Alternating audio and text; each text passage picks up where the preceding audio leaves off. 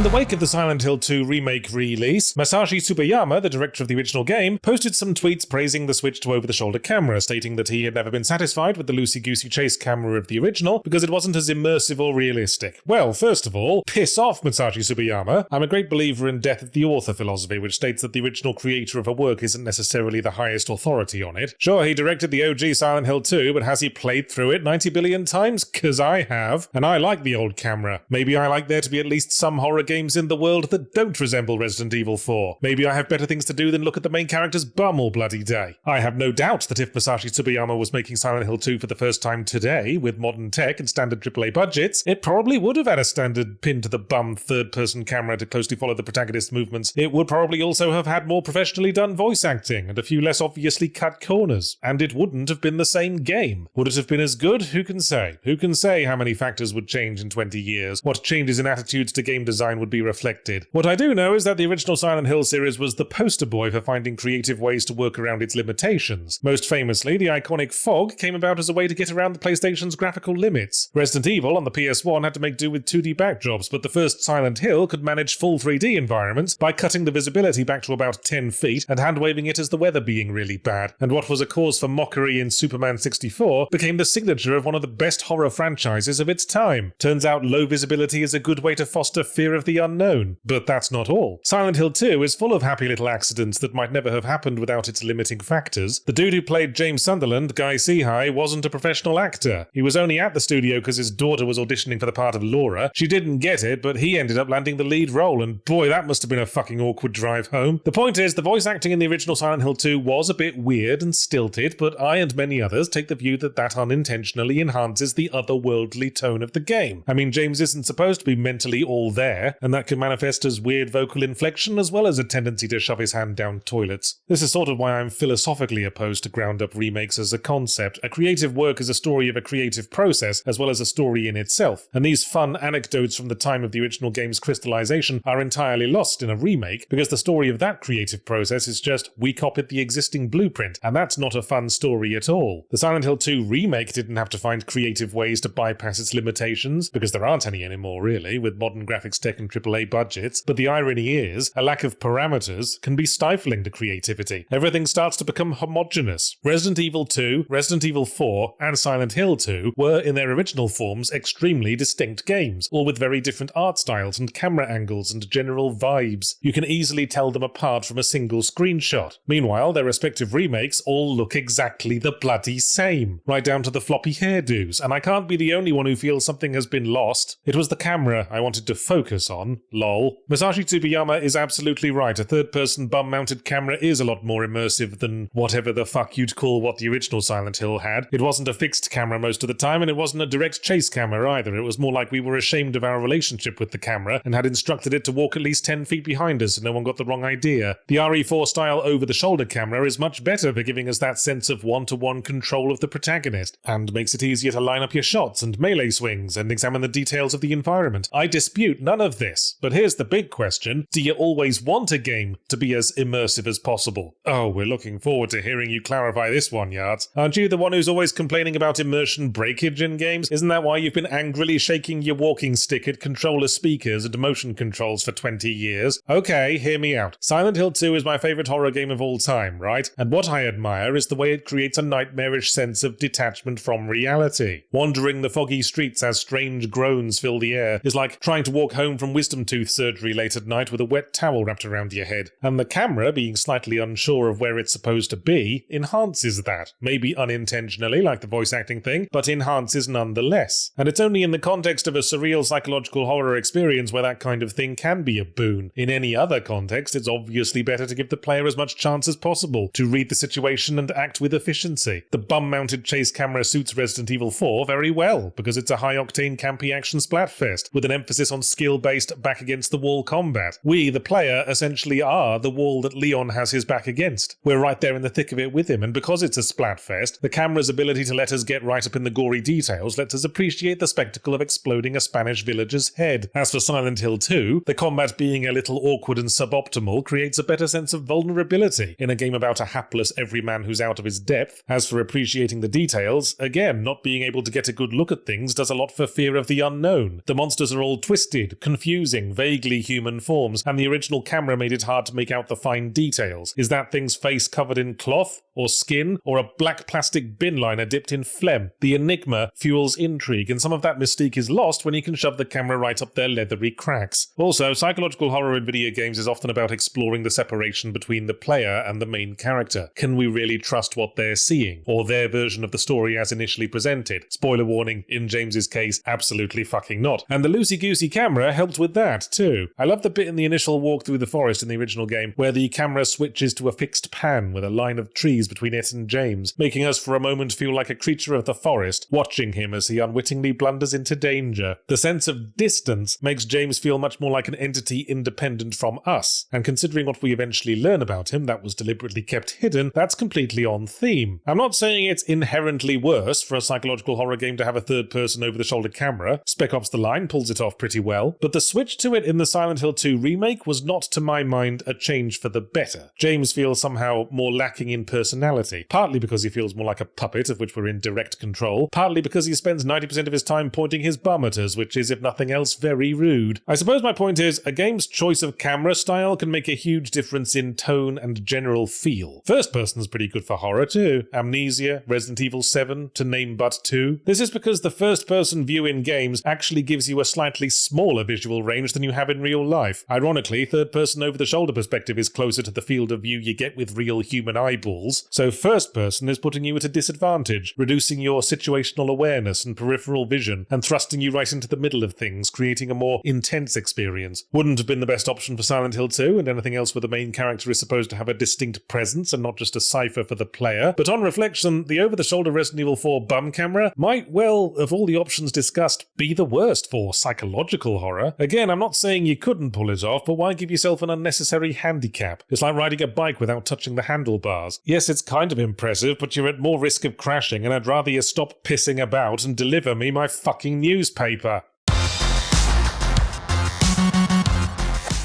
This video is brought to you by GameMaker, the free, fast, and easy-to-use 2D game engine that helps power modern classics like Undertale, Hotline Miami, and Hyper Light Drifter. Starter templates, official asset bundles, and a wealth of tutorials are available to help bring your ideas to life. And you can export and share your game for free on all non-console platforms. But you don't have to take my word for it, I'm just some jerk. We have an actual bona fide GameMaker on hand. Oh shit, that's me. Yes, I've been using GameMaker for a long time. It's probably the most powerful and easiest to use engine for making 2D games out there, suitable for both amateurs and hardcore coders, and with all the Steam and console integration stuff for when you're ready to start monetizing your hobbies. I used it to make my recently released game, Starstruck Vagabond, which has already delighted thousands of sci-fi cozy game aficionados, thanks to GameMaker being so bloody great. Head on over to the GameMaker link in the description to begin your game development journey today.